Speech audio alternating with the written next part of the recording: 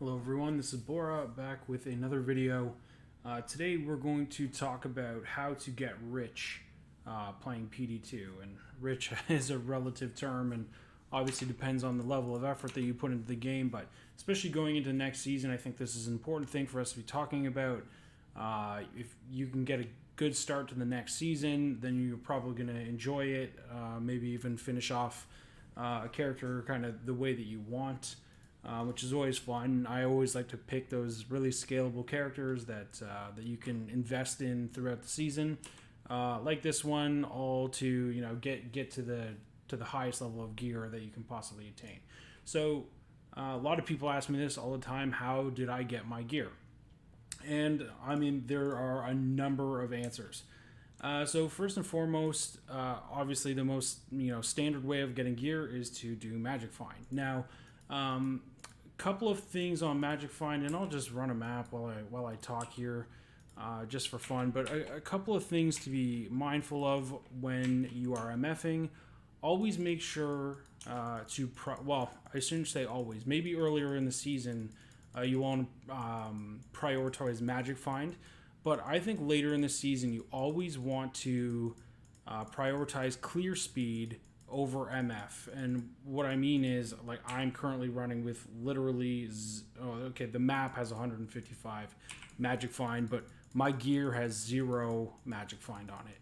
And the reason I say that you should prioritize the clear speed over MF is high runes are not dependent on your MF. So basically, if you're in an area level that can drop high runes, like cows or any 85 level plus, they all have the opportunity to drop high runes. And as you can see, even with low to no MF, I still found a pretty decent item in Ormus Robe. Obviously not nothing to write home about, but still, just goes to show that you obviously can find stuff with no MF. You'll also notice that I'm picking up jewels and charms, and I'll pick up flawless gems and all that kind of stuff. That'll be for the next segment of this video. So we'll just quickly round off talking about Magic Find. Always pick, like I said, always prioritize clear speed over Magic Find. And as you're going into the next season, another question that a lot of people ask me is, where should I MF? So obviously, if you can MF maps, that's what you want to be doing. If you can't, especially there's a lot of builds that can't solo maps, what you want to do is actually, there's a lot of helpful resources out there. So if you go, this is the PD2 wiki that they've set up. There's a little section called area levels here, and you can see all the 85 plus area levels. They've actually added some in PD2, and then you can actually sort by, let's say you're a lightning source, you can actually sort by where there's no lightning immunes. So you'll want to farm here if you're a lightning source. If you're a fire source, you have a ton of options, and this is great. This is, I think, has a lot to do with the rise of popularity of the combustion source this year. There's a lot of areas that you can farm that there's literally 0 fire immunes. Now, that's not to say that there won't be a fire enchanted unique monster, as you run, but it's more saying that the packs in these areas will not be fire immune. So there's no Doom Knights or anything like that. So this is a great place to start. And again, this is just the PD2 wiki. Highly recommend. There's a ton of information here on corruptions, on whatever. I'm not going to get into all the information here, but definitely recommend checking this out as a resource. I certainly have, and you can just learn so much about the game. So I think that's my comment on MF. Again, if you can do maps solo, highly recommend doing maps. They have the highest area levels, which means that the drops are just simply better. So while I MF, and this is probably one of the best tips and tricks for just not beginners, but as you're starting out, or if you don't have a lot of gear to speak of at the moment, as you run, pick up materials. And what I mean by materials is things like this: flawless gems, Obviously, you can pick up gold, which you can then buy these materials with, and pick up low runes. Now, low runes are incredibly important, even more so in PD2 than they were in normal Diablo, because these low runes can be used to roll maps. So, for instance, this map, when I first found it, it was just a white tier 3 map.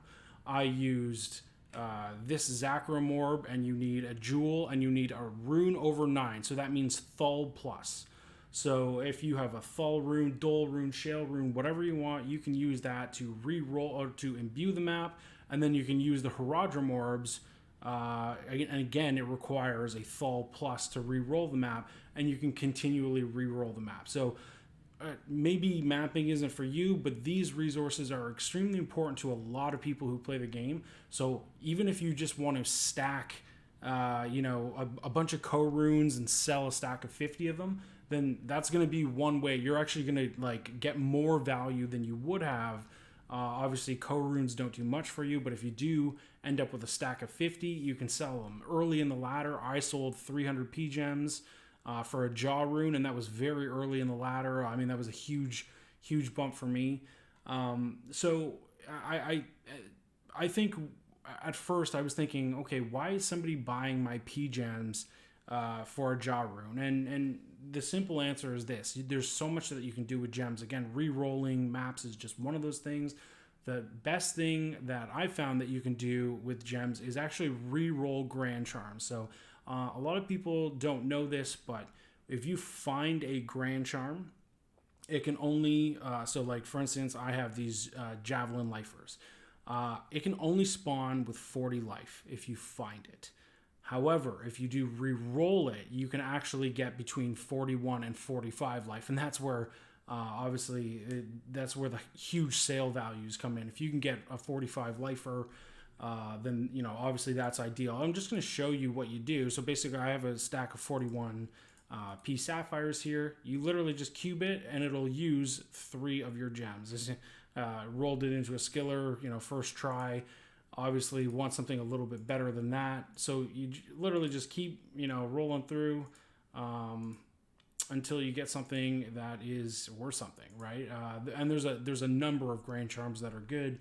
You can get ones that have max damage, attack rating, and life. All the melee characters, all the bosons, they're gonna love those. You can get a skiller with life, and again, like I said, you can get. I ran out of gems. You do run out of gems very quickly, but like I said, you can get a 45 lifer, and that would sell for big value. And again, early in the ladder, this is a pretty small investment to make, right? Like you're just using some P gems. You just pick them up as you go.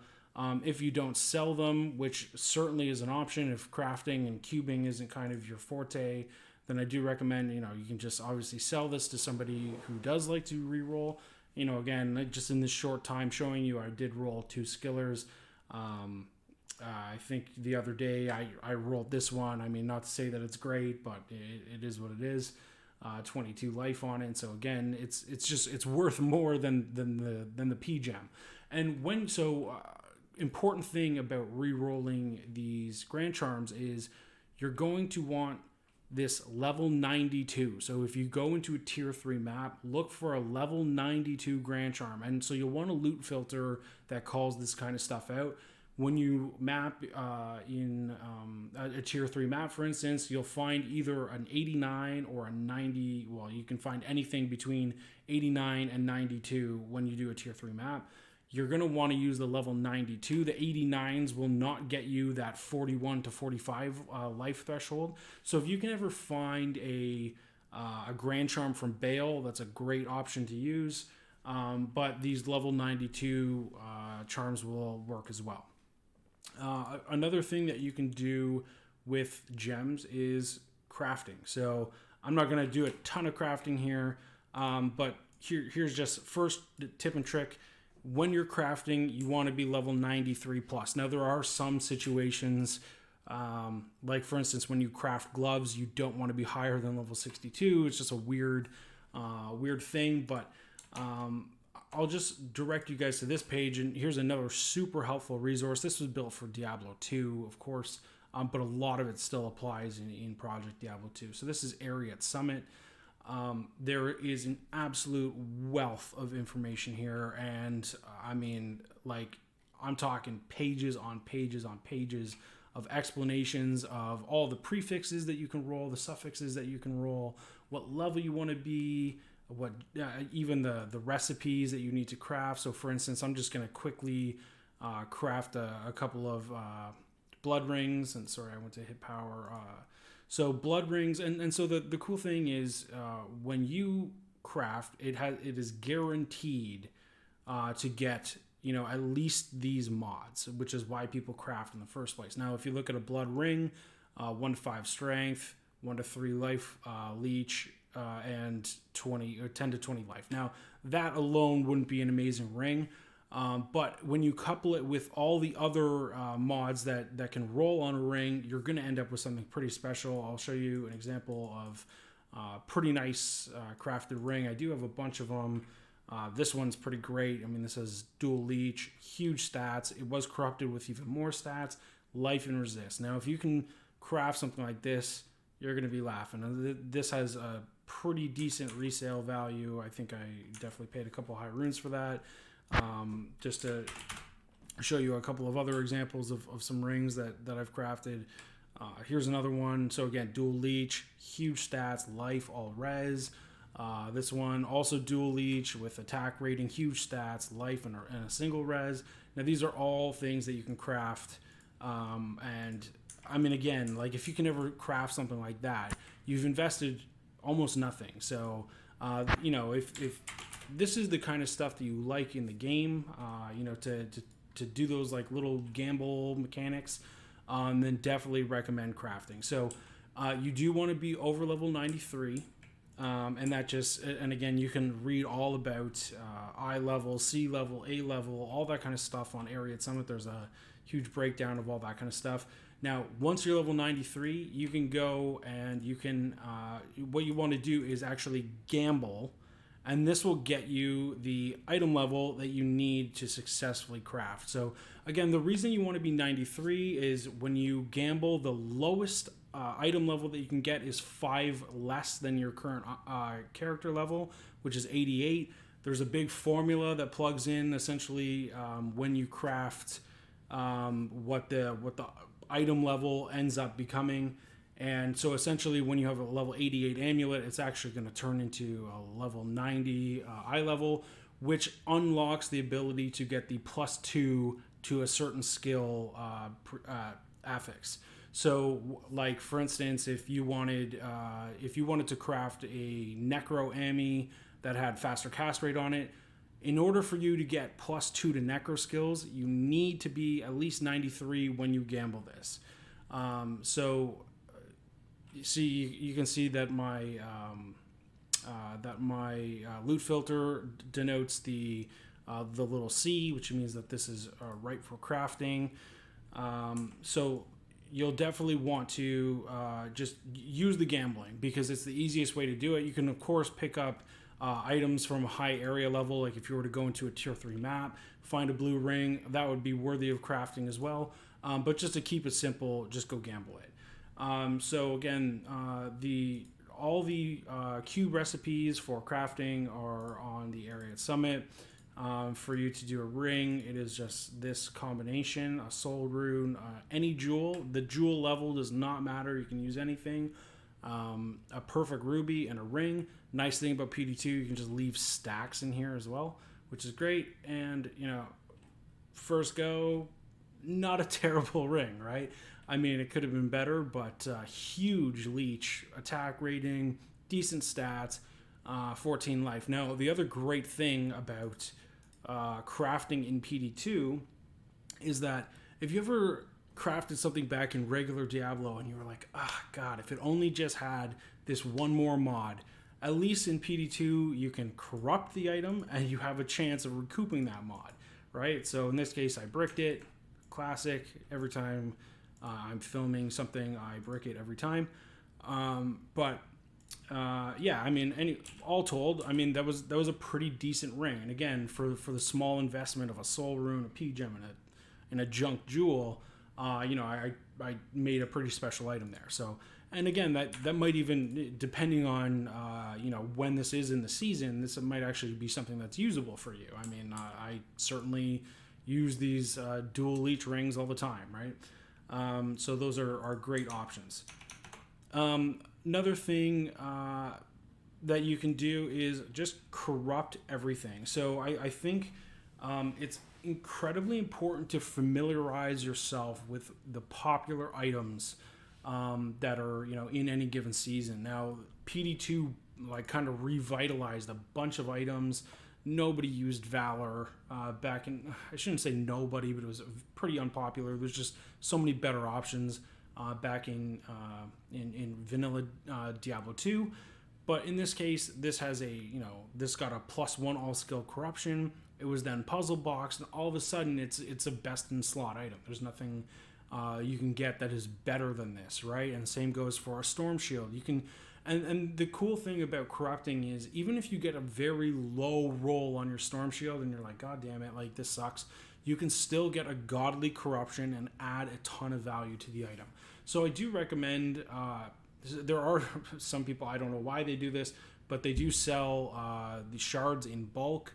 Sometimes you can pick up, like I know this is kind of later in the season, but you can pick up about 50 shards for a Vex rune, pretty small investment. And then you can pretty much unlimited slam everything you want to do, right? And so like, here's an example, I wish I got a better slam on this, but certainly, 3 open sockets here, 3 open sockets here, +1 skills here. These are all godly corruptions that just absolutely bolster the value of the item. So absolutely feel free to slam everything. I mean, even this one I literally just slammed before this video. Found an F Reaper's Toll. As it is, it's not worth anything. You slam it. I got 4 open sockets. 5 would have been perfect. And all of a sudden it's worth a couple of high runes. So absolutely recommend, just like I said, familiarize yourself with the popular items, because there's a lot of items back in old Diablo 2 that are now made so much better. Now, like Steel Shade, I can never say this, Gurks, whatever you want to call it. Like, this item was not a thing. Medusa's Gaze was not a thing. Valor wasn't a thing. So all of these items that that weren't really good back in Diablo 2 are all of a sudden super viable. And there's even specific corruptions like this 10 increased attack speed on this Thunder God's Vigor that, again, you just get this one slam on it and all of a sudden it's worth a couple high runes. Like a clean T-God is probably worth an rune, and I think I paid 4 high runes for this 10 increased attack speed T-Gods because I needed it for my build. So I mean, that's obviously just something to be mindful of. Like, just don't throw out things that you aren't familiar with. Of course, there's a couple of items that are just not good, but even just think of like all those videos you've seen of people doing declone with Flesh Ripper. Like, who would have known, right? Like, that's the item, like an Flesh Ripper with a couple of sockets in it, and all of a sudden you've got a godly declone item for whatever reason. I don't even know the stats on it, but it is kind of the go-to item aside from Stone Crusher for those blade sins. So just pay attention to what people are really looking for and just try to slam those items. And I mean, it's kind of nearing the end of the season here. But when you're mapping, I'm sure you see a lot of the same characters. You probably see a lot of Cold Zons, a lot of Bozons, a lot of Javazons, all that kind of stuff. Just when you go into a game, if you hover over somebody and you press 0, not on your numpad, but just the number 0, you can inspect their gear. So you'll see all their gear. You won't see their inventory, but you will see their gear. And just familiarize yourself with what the common builds are using, and then take your opportunities to find those items. Instead of just kind of overlooking them, make sure that you slam them. And that kind of just brings us into the last segment, which is trading. So, there's always going to be deals. Again, it has a lot to do with familiarizing yourself with what's important. Now, I personally, I don't like ripping people off on Discord, but there are opportunities, and I'll call them opportunities to kind of get a good deal, let's call it. And I'll just speak to just yesterday there was somebody selling a pair of Thunderstrokes for way too cheap, and I reached out to them and made sure that they were getting a fair price. But there's always going to be those opportunities where somebody's going to be not so familiar with the market. A lot of people are impatient and they just want to sell things immediately. If you see those opportunities, take it, trade it, and resell it. If that's kind of your forte, that's not really the way that I like to make high runes, but certainly it is an effective way to do it. And then, honestly, just pay attention to what is meta. And as the meta develops, I put out my boson guide. A lot of people have PM'd me saying, hey, your guide single-handedly rose the price of Tyrael's Might with 2 open sockets or 3 open sockets to kind of astronomical levels. That's not even something that I meant to do, but the build just became so popular, and I was just holding on to a couple of Tyrael's Mights that all of a sudden I just kind of like 5x'd my initial investment on those Tyraels, and I was kind of just going for Grail items. I did self-slam. I did self-slam my own 3-socket Tyrael's Might, which was extremely lucky. But I was kind of going for Grail. I was buying all the bases, and again, I just ended up kind of scooping up all these clean Tyraels. So I did self-slam this one, but kind of along the way, I also slammed a 2-socket one, which is now worth 15 high runes, and the investment that I made was about 3 to buy the clean base. So again, these are just the opportunities. Just pay attention to what the meta is, what's popular, hang on to those items, and as the ladder progresses, just resell them. So those are kind of my tips and tricks. Again, in terms of MFing, I don't know if you guys watched my video from the other day. Somebody leaves, but we need a filler. If we go to a pub game, sorry for that. But this is just an example of I was MFing the other day, or just mapping for experience the other day with my friends, and we did find a Death's Web. And again, pretty much everyone in this group, you can see Zon, Pally, Druid Barb, like nobody is really like it's not like we have a Tal source running with us. And you can still find godly items, go into maps and play as a group, and there you go. The Death's Web just kind of popped up on the screen there. So guys, get out there, try to educate yourself. If you do enjoy the game, obviously, just try to put a little bit of effort into it. Scan the Discord, the Reddit, see what's getting upvoted. What kind of, some of those people post like the not safe for work slam or whatever on Reddit. Just see what kind of items, and if you didn't know that was the item, then now you do, right? And watch some guides. Again, the guy that was selling the Thunderstrokes yesterday, he had no idea why they were good, but he just knew that people were bidding on them, and he was a little bit impatient, and he wanted to sell them. Just again, if he had been a little more educated, then he would have known he was probably sitting on a bit of a gold mine. He ended up selling them for 46 high runes. Just make sure that you're not impatient with your items, especially if you have an inkling that one of your items is pretty good. Make sure that you don't rush to sell it. Again, this is the cool thing about PD2 is it's a global game. You can play with people from China at the same time that you can play with people from America. So give everybody a chance to see the item before you sell it.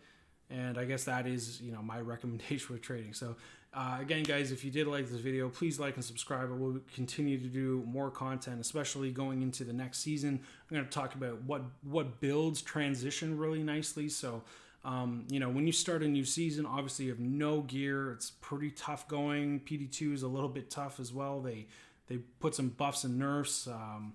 Battle Orders isn't strong anymore. So if you're partying with a barb, it doesn't add a ton of value. So I'm going to talk about the builds that you can start in the game with that have no gear, and then you can respec into something that's kind of end of season viable. So I think that's going to be my next video. Please like and subscribe.